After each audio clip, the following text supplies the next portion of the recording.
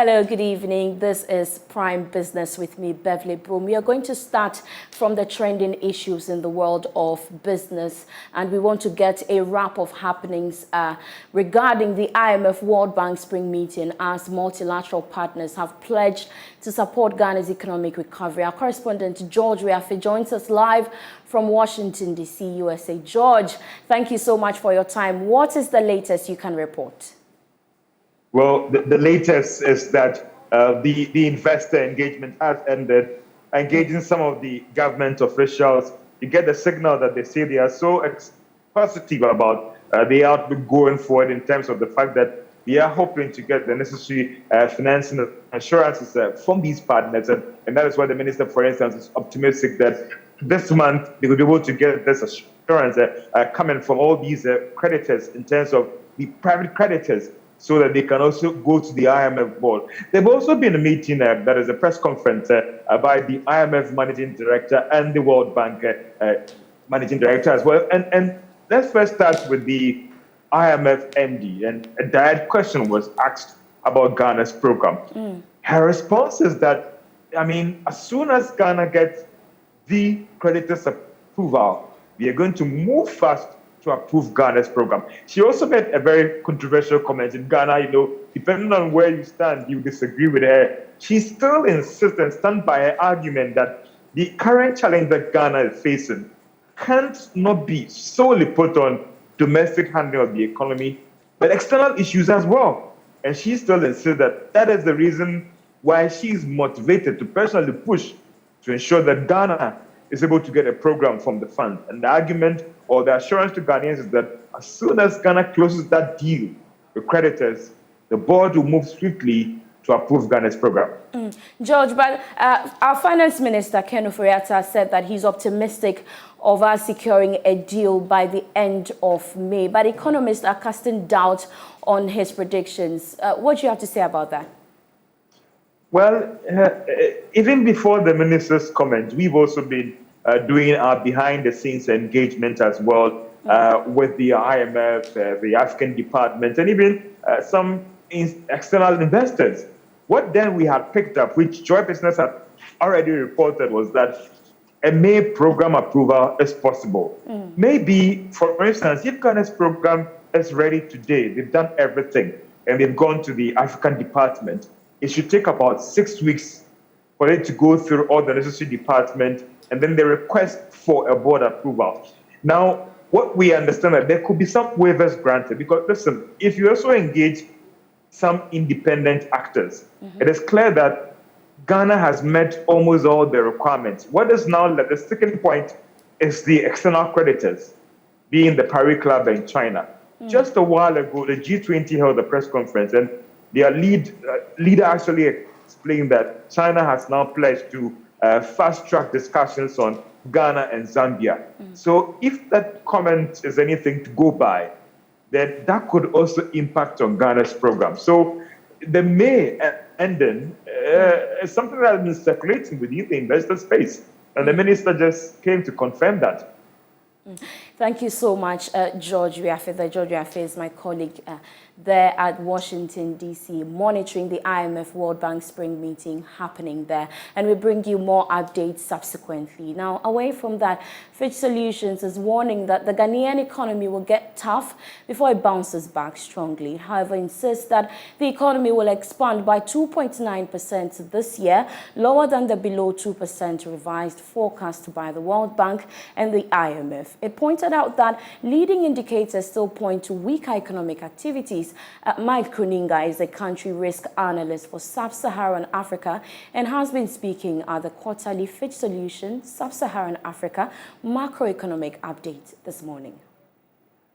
Unfortunately, have no real signs yet that Ghana's economy is gathering momentum. In fact, I think it will get worse before it gets better. So if we look at the left-hand side chart here, you can see that we forecast economic growth to soften to 2.9% in 2023 from an estimated 3.3% in 2022. So both years being well below Ghana's 5-year pre-pandemic average of 5.3%. Our economic growth forecasts for Ghana are obviously informed by a large number of different variables, including forward-looking indicators. And what we see here is that the index turns negative for the first time since 2020.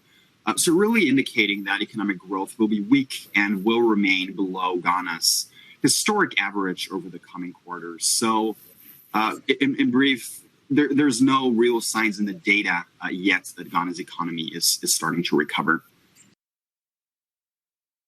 Managing partner at Ishmael Yamson and Associates Michael Harry Yamson has attributed the lack of adequate revenue mobilization to the unwillingness of present and past governments to fight corruption.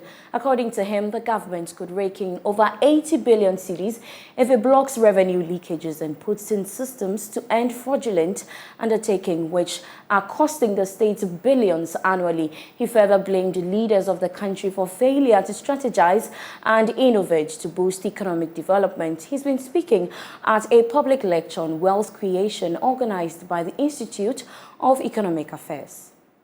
And to go back to my ire on the DDEP, the domestic debt bondholders sat with government and identified 83.5 billion cedis of money that could be brought back into their purse if we cut out waste, identified corruption, revenue loopholes and leakages.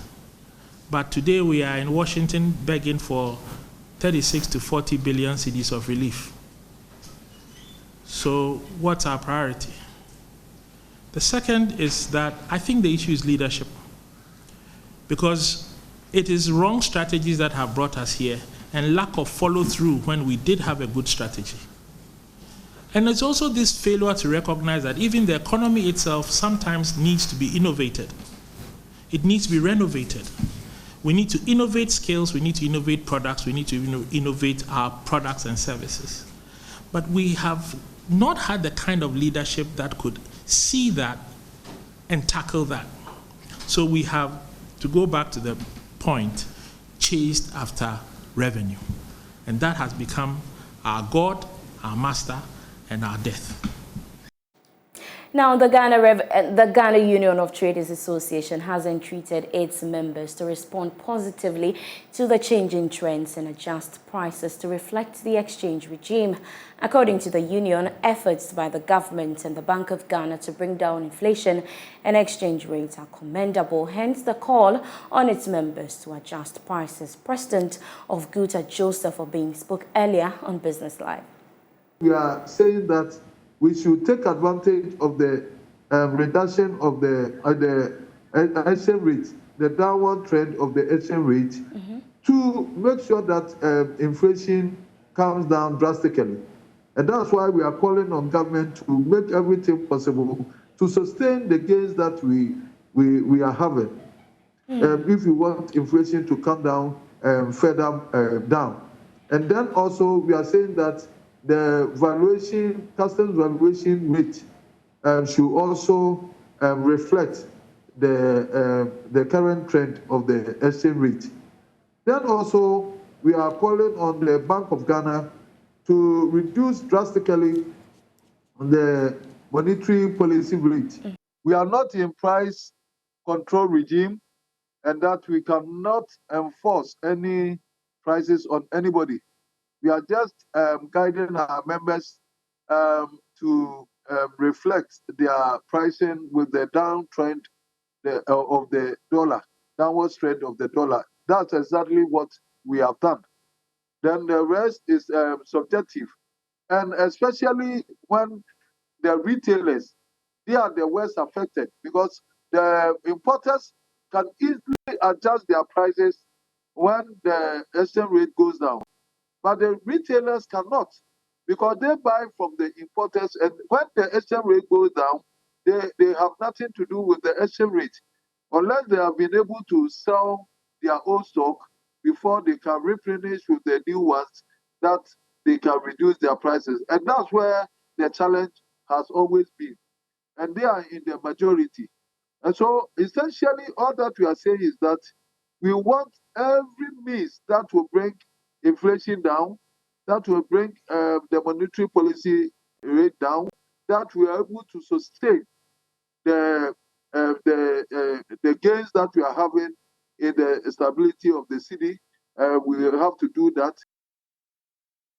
Lots of Ghanaians are calling for a decline in the prices of foodstuffs on the market.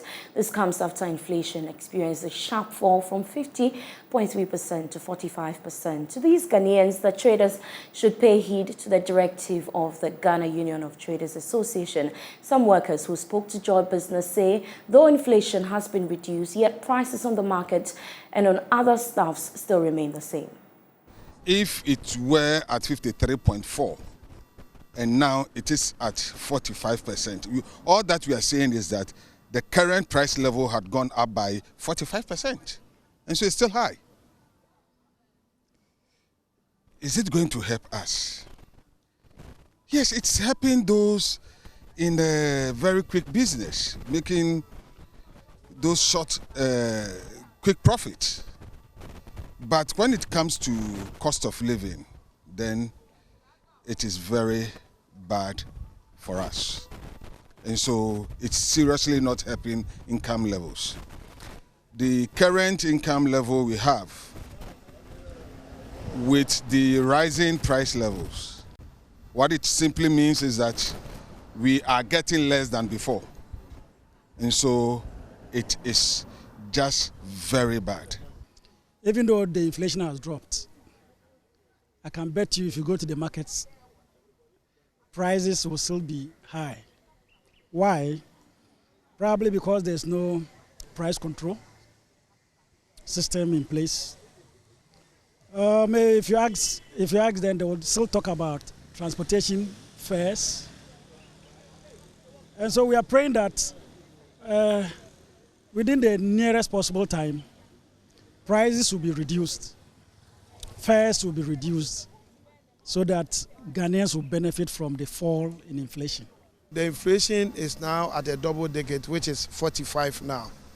Now, fuel too has dropped, but when you look at we, the citizenry, and also from our output in terms of production, in fact, our sales has not actually increased, and then revenue too has not increased, because when you go into an average bar, a restaurant, from my alcoholic beverage point of view, you could see that it has actually dropped because the price at which distributors and other shareholders sell their products, because they've increased prices, they bought it at a price when the inflation was high.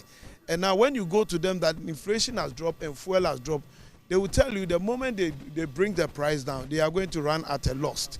So all of them, through the supply chain, you could see that the price is still very high and consumers are not making any profit out of it.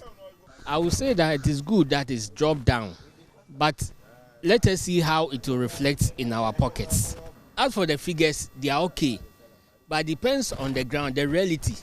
Somebody might not understand, so he will still sell at the old price, but someone who understands it will drop the price. Farmers in the Bono region fear they could lose all their investments if the government does not put in measures to enforce the minimum cashew price of 8 cedis 50 pesos. The farmers also want border security to be tightened to control the influx of cashew from Cote d'Ivoire to enable their piled-up yields to be sold. Precious Semevo has more in this report. Bono region is a major producer of cashew in Ghana. The formation of the Tree Crop Development Authority to, among other things, regulate the sector was hugely welcomed by cashew farmers and buyers as they committed more land and other resources to produce more.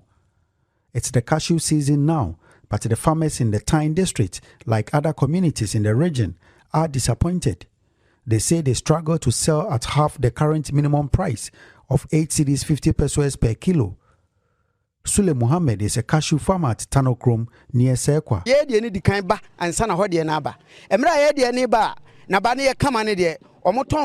Ghana's cashew season starts before that of Cote d'Ivoire, and it was being sold initially at 12 Ghana cedis per kilo, but it dropped to about 3 cedis.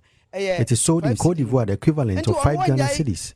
Hence, the buyers will not buy in Ghana with a minimum price of 8 Ghana cedis 50 pesos. 8 cedi 50 no na ma e ho price ninti omo mfi Ghana ye cashew no biem. The situation, according to the farmers, is impacting them negatively. We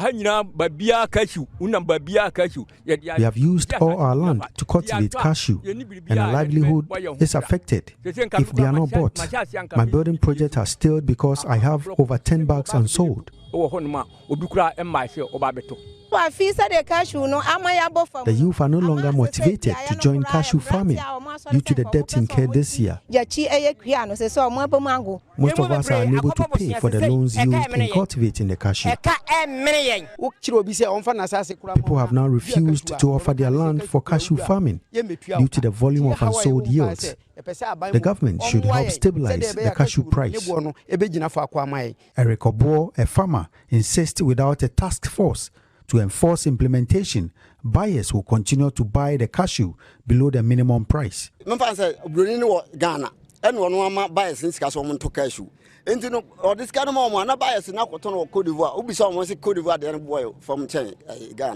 The buyers buy from Cote d'Ivoire because their price is cheap. Our committee threatened to report the buyers to the police weeks ago when the price dropped, but it didn't work. If the government had a task force, they would have checked to ensure the minimum price continued to work.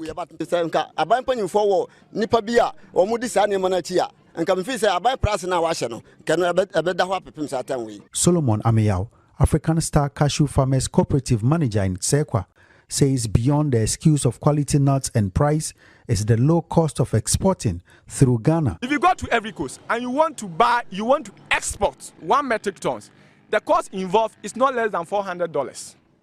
If you come to Ghana and you want to export cashew, it's between $100 to maximum $120. So it tells you that some people can use DBA means and bring the cashew from every coast in order to escape extra cost of $300. But we don't have a problem with that. But what we are expecting is at least buy Ghana crop. Buy it because we have a good cashew. We have a good quality. With a continuous opening of the Ghana-Cote d'Ivoire border during the cashew season, Mr. Amia wants the government to take immediate steps to close the border to save their investment and the sector. What is really transparent is that people are buying cashew from somewhere. The government have to come in and make sure that no cashew will cross a border. Go to the port, go to Tema Port, go to Sampa, go to Beverly. You see that every 3 minutes, every 5 minutes, you will see trucks moving. This is no cocoa. This is specifically cashew. Though we don't have a cashew board, but we have 3 crop development board. What is really happening? We are not getting anything. We are not hearing anything. We are urging everyone to come in.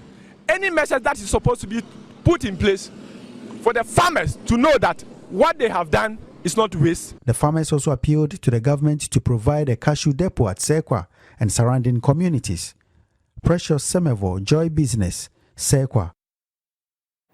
And that's all we have for you by way of business tonight. Thank you so much for your company. For more business news, you can log on to myjoyonline.com/business. I am Beverly Broohm. I leave you with news making headlines on the international front.